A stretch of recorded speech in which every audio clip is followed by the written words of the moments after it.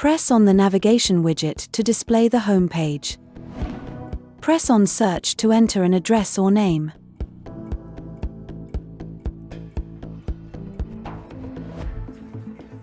Press this touch to display 3D or 2D mode. Press repeatedly on this touch and select Unmuted, Alerts only, Muted.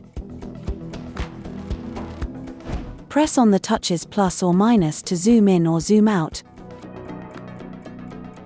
or use 2 fingers on the screen. Press this touch to display the main menu.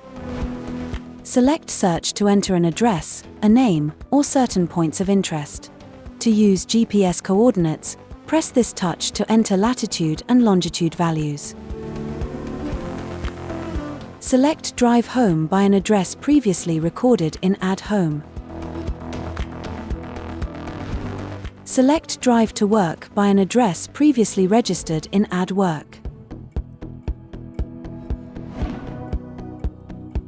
Select Recent Destinations to display the last destinations searched for. Select My Places for rapid access to the locations recorded, as well as favorite destinations. Select My Routes to view preferred itineraries.